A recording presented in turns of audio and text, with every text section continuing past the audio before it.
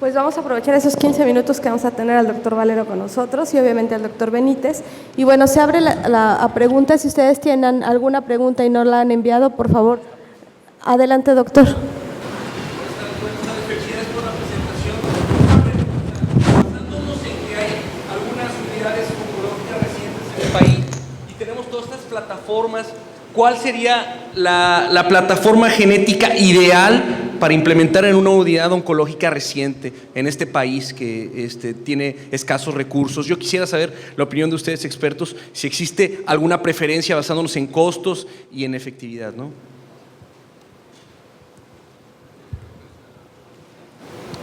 Si vas a secuenciar, sí. ¿Preguntas por secuenciación o preguntas por las plataformas del doctor Valero?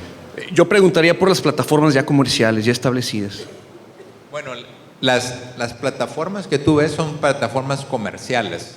O sea, hay ciertas máquinas que hacen secuenciación masiva que tu hospital puede adquirir diferentes marcas y con diferentes posibilidades. No sé cuál es la que nosotros tenemos diferentes, Illumina y otras marcas que hay ahí. No sé si nosotros tenemos diferentes marcas.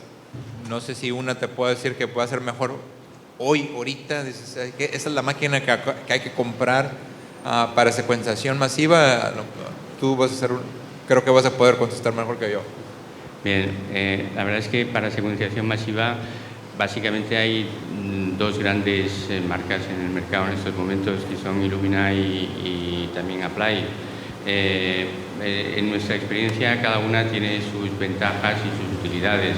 Por ejemplo, el Ion Proton, que correspondería a Apply, pues es una plataforma de secuenciación que está muy bien, sobre todo para estudios, por un lado diagnósticos, pero sobre todo para investigación, porque permite, digamos, realizar estudios no solamente en humanos, sino en otras especies cuyo genoma es desconocido y que permite ensamblarlas muy bien, ¿no? Pero sin embargo, digamos que para diagnóstico yo me inclinaría por Illumina, porque es extraordinariamente robusta, es fiable, es fácil de manejar y tanto la versión de laboratorio, por así decirla, como es el MySeq, que permite analizar pues paneles de genes, que es lo que más se está trabajando en estos momentos, los paneles de genes diagnósticos como BRCA1 y BRCA2 conjuntos u otros paneles de otros genes del cáncer, pues funciona muy bien en MySeq. Y el HiSeq, que es ya para estudios de exomas completos, de tipos de los modelos de investigación que yo que he comentado en mi charla, ¿no? Es decir, para mí serían un poco las dos estrategias. Doctor Escudero. Se ha descrito que en México la aparición de cáncer de mama en mujeres jóvenes antecede una década lo informado en otras regiones del mundo. También estudios recientes demuestran precisamente la probabilidad de alteración genética en estos grupos de edad, mujeres jóvenes.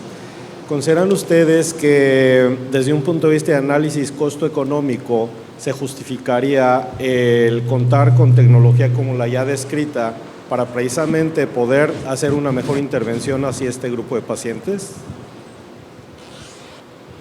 Bueno, varios de ustedes han estado trabajando en este proyecto y definitivamente da la impresión que tienen un grupo importante de mujeres con cáncer de mama hereditario, BRCA1, BRCA2, no sé la incidencia de PAL2 en México, pero yo creo que estas tecnologías ahora con la decisión en el juzgado americano de dar acceso a checar por otras tecnologías, pues va a abrir la puerta para que tú puedas evaluar estos pacientes sin el costo que incurría anteriormente. Entonces has visto cómo los precios y las diferentes compañías te dan paneles diferentes de acuerdo a tu paciente. y va a llegar un momento que tú puedas tener un panel que te da probablemente más de lo que necesitas, como cuando incluyes un panel metabólico y a lo mejor no más necesitabas la creatinina, y te vinieron las transaminasas y te vinieron así, ya es así el extremo, pero vas a tener la oportunidad de ver, hacer eso, una secuencia en ese paciente que estás viendo en la oficina, porque los costos van a ir disminuyendo y te va a dar la posibilidad de checar todas estas mujeres, que pudieras tener un abordaje terapéutico en prevención de otros cánceres en esas mujeres, pero yo creo que eso ya lo vas a ver en una práctica relativamente en un futuro cercano, no lejano, con la implementación de toda esta tecnología, ¿no? Que se va a volver más accesible al paciente y al médico tratante.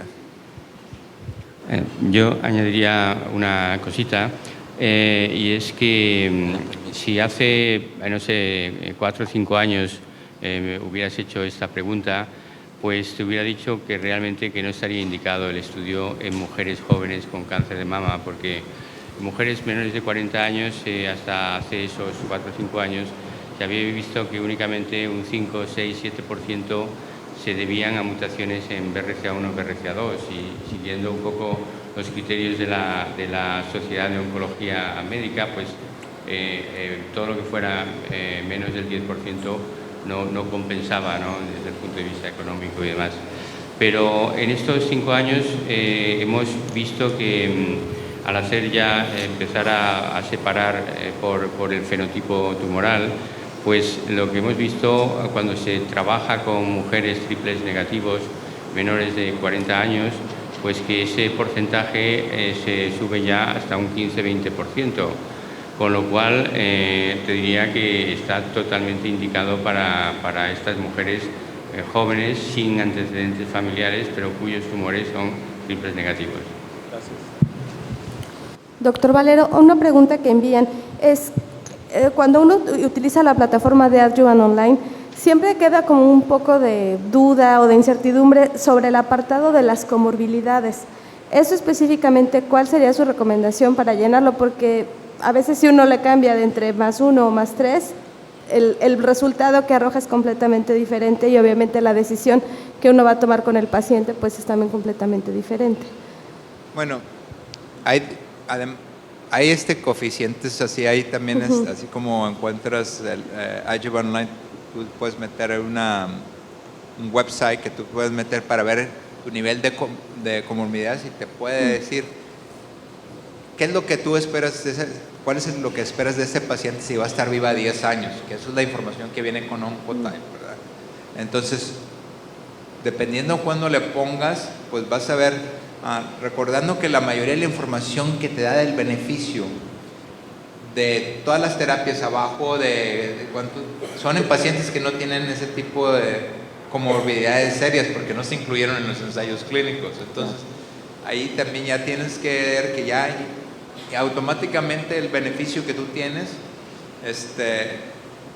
va a ser diferente, porque estás poniéndole cosas que realmente los estudios no te dijeron que si tú tienes un paciente con ese tipo de problemas, tu beneficio de quimioterapia va a ser 10%, pero si tienes 2 va a ser 10%, eso no está en los estudios. Entonces, pues esas poblaciones, la mayoría no se incluyeron. Entonces, yo en general uso poco, yo trato de estimar, y mis residentes, hay también un modelo que te metes ahí y dices, ¿cuál es la posibilidad de que esta paciente esté viva independientemente del cáncer, con las comorbilidades que tiene? Si es diabética, hipertensa, entonces tú lo pones y entonces tú calculas si ese paciente vale la pena darle un tratamiento con inhibidores de la aromatasa si tiene 75 años y no sabes si va a vivir 5 años la paciente, ¿no? Entonces dices, ¿cuál es? Pues ¿cómo sabes? Bueno, le metes a la máquina, al modelo, y no me acuerdo ahorita el apellido de la persona, y te va a decir, este paciente la posibilidad es que es 10%. Entonces realmente quieres poner a alguien en un nivel de la aromatasa por 5 años y el paciente va a morir de otra cosa. Pero sí, tiene sus deficiencias Adjuvant Online, como no tenemos la información de ER2, y el impacto detrás de una semana, entonces no puedes usar para eso. Entonces, pero yo no uso tanto el índice de comorbilidad porque realmente no sé si está bien en el modelo. ¿Había otra pregunta del público? Adelante. Doctor, sabemos que aquí en México la disponibilidad de este tipo de tecnología, MamaPrint, Oncotype y demás, pues prácticamente es limitada.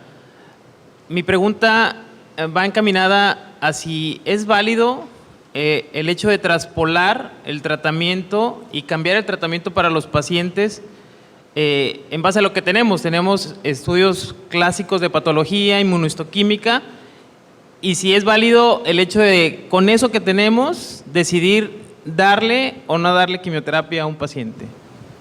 Absolutamente, sí, eso es lo que tienes. La paciente número 2, si tú la ves, el valor absoluto de quimioterapia iba a ser 10%.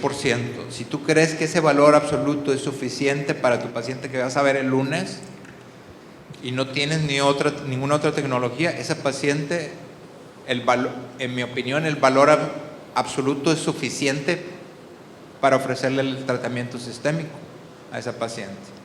Ese es el estándar. Si tú no tienes algo más que te saque de tu estándar, esa paciente le tienes que dar con la información que tú tienes, que era, si tú lo ves, las guías hace 5 años que no estaba el Oncotype, a esas pacientes le tenías que ofrecer quimioterapia. Si tú no tienes el Oncotype, le tienes que ofrecer el lunes quimioterapia a esa paciente si ella cree que ese 10% de valor absoluto es suficiente para ella y tú crees que es suficiente y tú crees que lo va a tolerar la paciente porque tiene 45 y no tiene comorbilidades, ¿verdad? Claro, gracias. ¿Hay alguna otra pregunta del público? Adelante, doctor. Gracias. En un estudio de campo, pensando precisamente en el lunes, ¿cómo podemos incidir en algunos grupos etarios, por ejemplo la población menonita de México, donde vemos una mayor incidencia de cáncer de mama, de ovario, de endometrio, o algunas zonas geográficas como los Altos de Jalisco, donde vemos una incidencia más alta de triple negativo y pacientes precisamente antes de la cuarta década de la vida?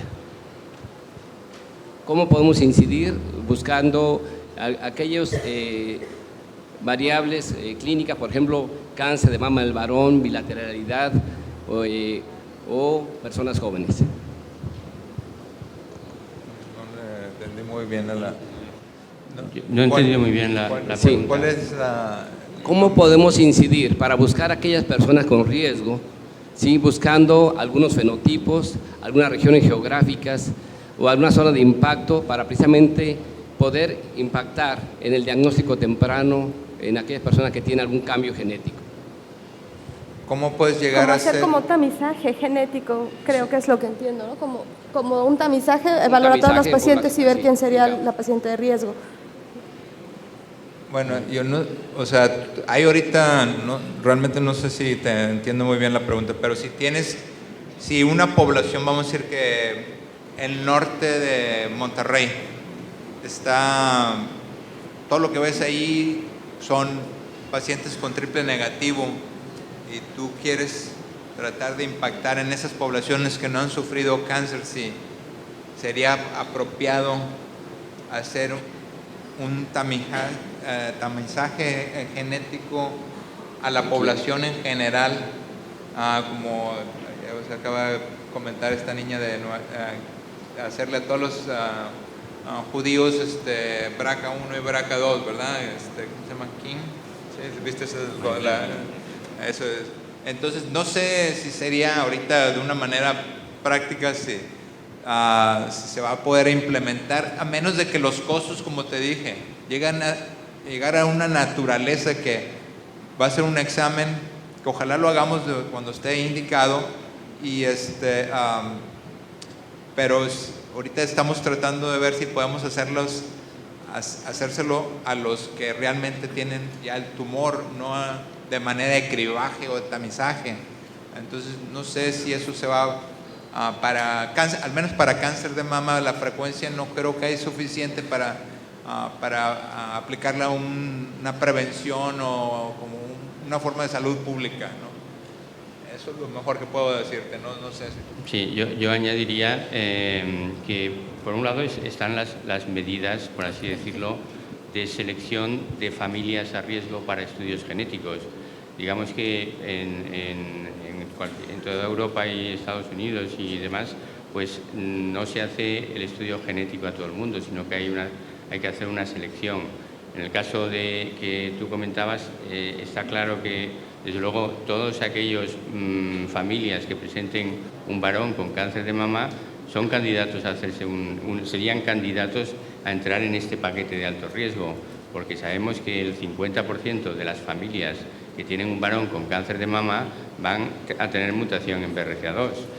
Luego, por supuesto, las familias con cáncer de ovario y además de mama o cáncer de ovario son también otro grupo de alto riesgo que tienen que considerarse como candidatos en un futuro, porque también este es un porcentaje de familias muy importante en el que la mama y el ovario aparece como consecuencia de mutación, en este caso en BRCA1.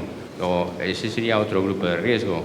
Y por supuesto estaríamos hablando ya de múltiples familias, de muchas familias en las que hay muchos miembros afectados de cáncer de mama simplemente, ¿no?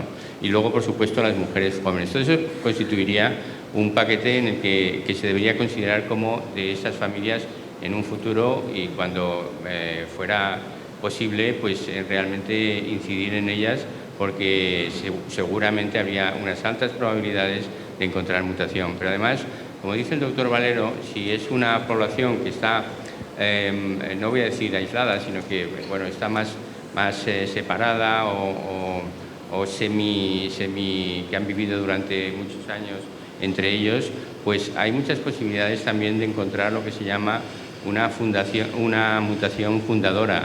¿Y qué es lo que ocurre con los judíos? Los judíos tienen una mutación fundadora y tienen dos mutaciones fundadoras, una en BRCA1 y otra en BRCA2, y ahí se hace el screening en Israel. En estos momentos se hace el screening a todas las mujeres de la población general, porque es un método muy sencillo, no hay que secuenciar el gen entero, hay que ir únicamente a identificar la mutación, ¿no? Y esto podría trasladarse a estas zonas que segura que si no existe una mutación que explique todos los casos de cáncer en la familia, pero posiblemente sí se encuentre una mutación que explique un alto porcentaje de las familias de alto riesgo que se encuentran allí. Bueno, pues con esto damos por terminada la sesión. Les agradezco mucho su participación. Y bueno,